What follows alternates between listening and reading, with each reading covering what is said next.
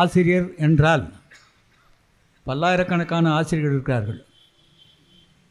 ஆனால் ஆசிரியர்னால் தமிழ்நாட்டுக்கு தெரிஞ்சவர் வீரமணி தான் ஆசிரியர். மிகவும் பொருத்தமானவர். பெரியார் அவர்களும் மணியம்மை அவர்களும் பெரியார் எப்படி தனக்கு பின்னால் மணியம்மையை இந்த இயக்கத்தை நடத்துவதற்கு சரியாக தேர்ந்தெடுத்தாரோ அதே மாதிரி ரெண்டு பேரும் சேர்ந்து அவரை ஆசிரியராக பொருத்தமாக தேர்ந்தெடுத்திருக்கிறார்கள். அன்பு நண்பர் வீரமணி அவர்களே, மா சுப்பிரமணியம் அவர்கள் தமிழகத்தில் நன்கு அறிவுமானவர். சென்னையில் மேயராக அவர் இருக்கும் பொழுது எல்லா கட்சி சார்ந்தவர்கள் சாராதவர்கள் அனைத்து குடிமக்களும் அவருடைய மேயர் பொறுப்புகளை அவர் நிர்வகித்த விதத்தில் அனைவருடைய பாராட்டையும் பெற்றவர் அவர். குறிப்பாக சொல்ல வேண்டும்னு சொன்னால், ஒரு முறை எங்கள் தெருவில் ஏதோ தேவையற்ற பொருட்கள் இருந்தன. என்னுடைய மனைவியார் மேயருக்கு நேரடியாக தொலைபேசியில் பேசி புகார் அளித்திருந்தார்கள். ஆனால் ஒரு மணி நேரத்தில் அதையெல்லாம் அகற்றி காட்டியவர். ஆகவே தனக்கு கொடுக்கக்கூடிய பொறுப்பை நல்ல முறையில் நிர்வகித்து எல்லாருடைய பாராட்டிலையும் பெற்றுக்கொண்டு வருகிறார் அவர்.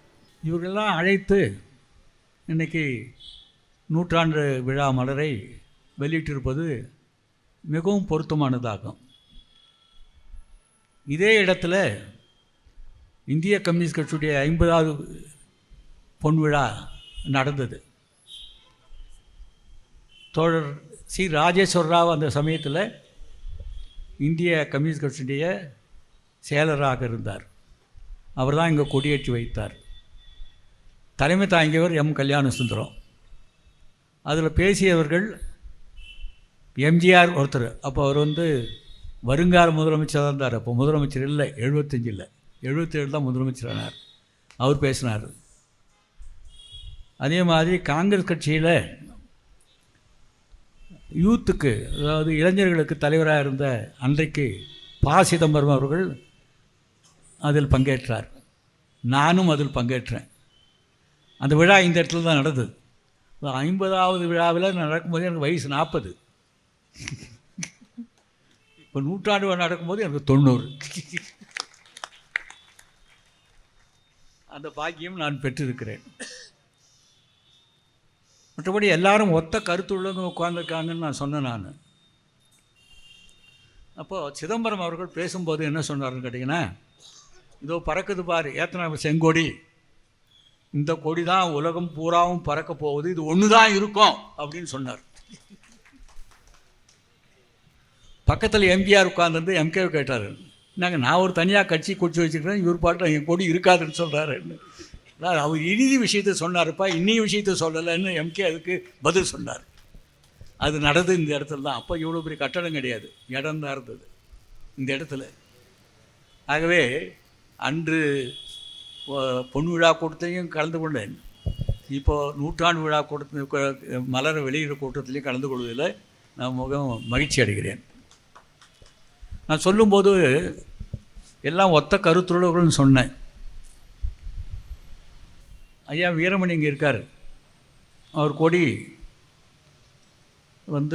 தெரியும், இடையில் சிவப்பாக இருக்கும், சுற்றி கருப்பு இருக்கும்.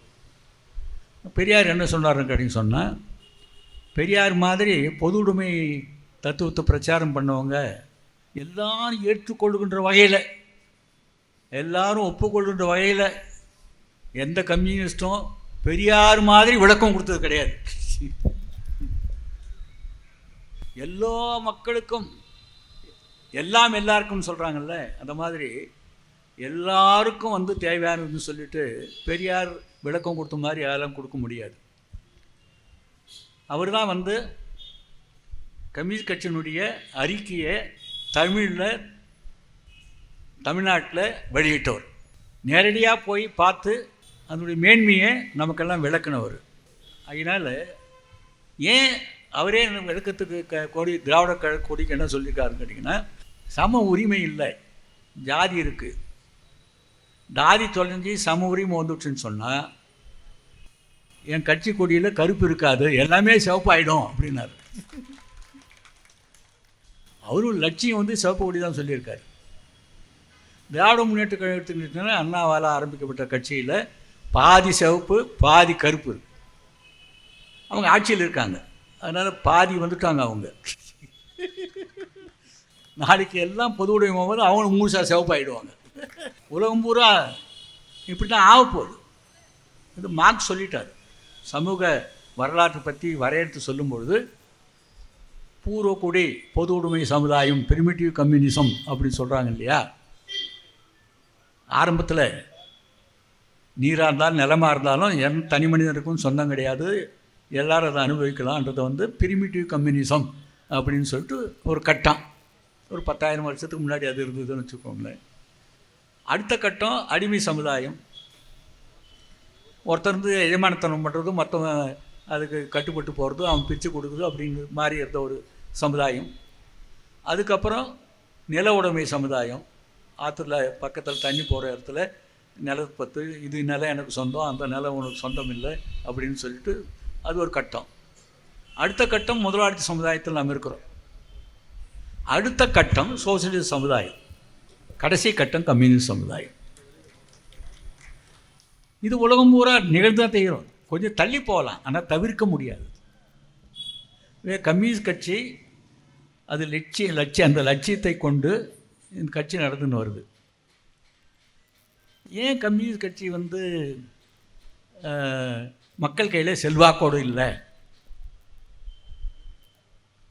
இவ்வளோ லட்சியத்தை கொண்டது இல்லை அப்படின்னு சொல்லிட்டு எல்லாருக்குமே ஒரு ஏக்கமும் சந்தேகம் இருக்குது.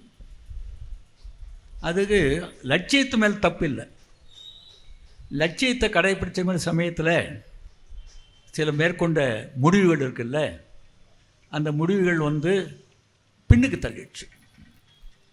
குறிப்பாக நீங்கள் தமிழ்நாட்டு எடுத்துக்கிட்டீங்கன்னு சொன்னால் 1952 தேர்தல் நடக்கும்போது நான் மாணவனாக இருந்தேன் கல்லூரியில். அப்போ மெட்ராஸ் பிரசிடென்ட்ஸ்னு சொல்லிட்டு தமிழ்நாடு, ஆந்திராவில் ஒரு பகுதி, கர்நாடகாவில் ஒரு பகுதி, கேரளாவில் ஒரு பகுதி சேர்ந்தது சென்னை சாம்ராஜ்யமாக இருந்தது. தேர்தல் நடக்கும் பொழுது ஐக்கிய முன்னணின்னு ஒன்று ஏற்படுத்தினாங்க, எதிர்கட்சியாலும் சேர்ந்து கம்யூனிஸ்ட் கட்சியுடைய தலைமையில். காங்கிரஸ் தனியாக போட்டியிட்டது. காங்கிரஸ் மைனாரிட்டி எம்எல்ஏ, இந்த ஐக்கிய முன்னணி மெஜாரிட்டி. சரிதானே? அப்போது கவர்னரு ஐக்கிய முன்னணியுடைய தலைவர் இருந்த பி ராமத்தை கூப்பிட்டு முதலமைச்சராக இருக்க வைக்கணும். ஆனால் மத்தியில் காங்கிரஸ் கட்சி இருந்தது. இப்போ அவங்க சூது பண்ணி என்ன பண்ணாங்கன்னு கேட்டிங்க சொன்னால், ஒரு கட்சியில் அதிகமான சீட்டு இருக்குது காங்கிரஸ் கட்சி தான், அது மைனாரிட்டியாக இருந்தால் கூட அவங்கள தான் நான் வந்து சீஃப் மினிஸ்டர் ஆக்குன்னு சொல்லிட்டு, அப்போ பிரகாசான்னு ஒருத்தர் இருந்தார், இவர் அவர் பேர் என்ன கவர்னரு, அவர் கூப்பிட்டு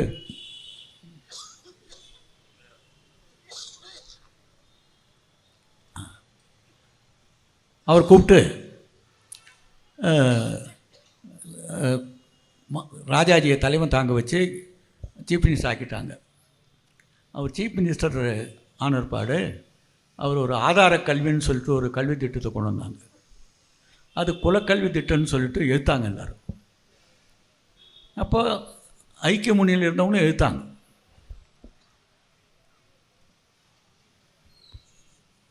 டிஸ்கஷன் ஆனப்பாடு ஓட்டுக்கிட்டாங்க. ஓட்டு போடும் பொழுது ராஜாஜி ஒரு ஓட்டில் ஜெயிச்சிட்டார். அது ஒரே காரணம் கேட்டிங்க சொன்னால், ஐக்கிய முன்னணியின் தலைவராக இருந்த பி ராமமூர்த்தி கம்யூனிஸ்ட்டு அன்றைக்கி ஓட்டு போட போகல. உடனே என்ன பண்ணாங்க, திகாவும் திமுகவும் ஒன்று சேர்ந்து கொண்டு, அப்போ திமுக வந்து தேர்தல் நிற்கிறது கிடையாது. இதை பாரு, பி ராமமூர்த்தி ஒரு ஐயரு, ராஜாஜி ஒரு ஐயரு, கட்சி வித்தியாசம் ஒன்று சேர்ந்துட்டானுங்க அப்படின்னு பிரச்சாரம் பண்ணாங்க. அந்த பிரச்சாரம் எடுபட்டுச்சு. அப்போ அண்ணாதுரை என்ன பண்ணார், அது வரைக்கும் நாங்கள் ரெட்டைக்குழல் துப்பாக்கி தேர்தலில் நாங்கள் தேர்தலில் போட்டியிட மாட்டோம் அப்படின்னு சொல்லி நல்லா இருந்தார். அப்போ அந்த நேரத்தில் அவர் என்ன புரிஞ்சுக்கினாரு, இப்போ ஒரு இடைவெளி ஏற்பட்டு போச்சு, கம்யூனிஸ்ட் கட்சி இன்றைக்கி மக்கள் மத்தியிலிருந்து தனிமைப்பட்டுச்சு, இந்த நேரமாக பார்த்து நாம் தேர்தல் நிற்கணும் அப்படின்னு சொல்லி திருச்சியில் ஒரு மாநாடு போட்டு எல்லாம் ஓட்டு போட வச்சு தேர்தல் ஜனங்க நிற்க சொல்கிறாங்கன்னு சொல்லிட்டு 57 நின்று அவங்க ஜெயிச்சிட்டாங்க. அன்றைக்கி விழுந்த அடி ஒன்றும் எழுதுக்கிறது நாம அவங்களுக்கு போய் சீட்டு கட்டு கிடக்கிறோம். ஏன்னு கேட்டால் அந்த சமயத்தில் செஞ்ச ஒரு தப்பு, கம்யூனிஸ்ட் மேலே லட்சியத்து மேலே தப்பு இல்லை, கம்யூனிஸ்ட்டுக்கு அப்போ எடுத்த தப்பான முடிவோ இல்லை தப்பான செயலால் தான் பின்னுக்கு போயிட்டுருக்கோம். சரி, அடுத்து மத்திய சர்க்காரில் எடுத்துக்கோங்க. இது சொல்லணுன்றதுக்காக சொல்கிறேன், நேரம் நிறைய எடுத்துக்காங்கன்னு சொல்லியிருக்காங்க, நான் எடுத்துக்க போகிறதில்ல. ஆனால் சொல்கிறேன், ஏன் பின்னுக்கு நாம் இருக்குன்னு தெரிய ஒன்றும் இல்லை. இவ்வளோ லட்சியத்தை கொண்டு கட்சி எல்லோரும் போடுறாங்க, எல்லோரும் பண்ணுறாங்க. அப்படி இருந்தாலும் ஏன்டா நம்ம மக்கள் நம்மளை ஏன் நம்மளை ஆட்சியில் வைக்கல அப்படின்னு கேட்டிங்கன்னு சொன்னால், முதல் தேர்தலில் முதல் காங்கிரஸ் கட்சி, ரெண்டாவது கம்யூனிஸ்ட் கட்சி இருந்தது. சென்னையில் இப்படி ஆகிப்போச்சு. மத்தியில் இப்போ பிஜேபி இருக்குது. பிஜேபி வந்ததுக்கு முக்கியமான காரணம் என்ன, ஐக்கிய முன்னணி அங்கே ஆட்சி நடந்தது காங்கிரஸோட தலைமையில். அப்போ கம்யூனிஸ்ட் கட்சியில் ஒரு பகுதி என்னன்னு கேட்டிங்கன்னு சொன்னால், வெளியிருந்து ஆதரித்து அந்த மந்திரி சபை இருந்தது. எதிர்கட்சி பிஜேபி இருக்குது. அந்த மந்திரி சபை போச்சுன்னு சொன்னால் பிஜேபி தான் வருவாங்க. அப்படி இருக்கும் பொழுது அமெரிக்கா கூட ஒரு உடன்பாடு மன்மோகன் சிங் அவர் பண்ணார்ன்ற காரணம் வச்சு இந்த ஐக்கிய முன்னணிக்கு சப்போர்ட் பண்ணுற கம்யூனிஸ்ட் கட்சி வாபஸ் இந்த கம்யூனிஸ்ட் கட்சி இல்லை, கம்யூனிஸ்ட் கட்சி ஒன்று வாபஸ் வாங்கிட்டார். அவங்க வாபஸ் வாங்கினதுனால 2014 பிஜேபி வந்தது. பிஜேபி கொண்டு வந்ததும் கம்யூனிஸ்ட் கட்சி தான். இது ரெண்டும் உங்களுக்கு சொல்கிறேன், தவறான முடிவுகள். ஒரு சமயத்தில் சரியான முடிவெடுத்து மக்கள் மத்தியில் பெரிய போயிருக்காங்க. அது எப்படின்னு கேட்டிங்கன்னு சொன்னால், 1942 Hitler Germany Hitler Soviet union தாக்கும் பொழுது, அப்போ கம்யூனிஸ்ட் கட்சி அது வரைக்கும் போரை எதிர்த்தவங்க அந்த போரை சோவியத் யூனியனை காப்பாற்றுறதுக்காக அந்த போரை ஆதரித்தாங்க. சரியான ஆதரவு தான், கரெக்டு.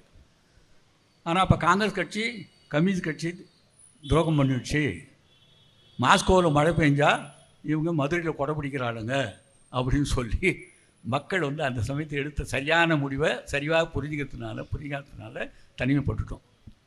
இப்படி கம்யூனிஸ்ட் கட்சி எடுத்த முடிவுகளால் தான் நாம் பின்னுக்கு போயிருக்கோமே தவிர, கம்யூனிஸ்ட்னால நம்ம பின்னுக்கு போகல என்பதை தெரியப்படுத்தி கொண்டு இனிமேல் எந்த தப்பும் செய்யாத பார்த்துக்கோங்க என்று சொல்லி நிறைவு செய்கிறேன். வணக்கம்.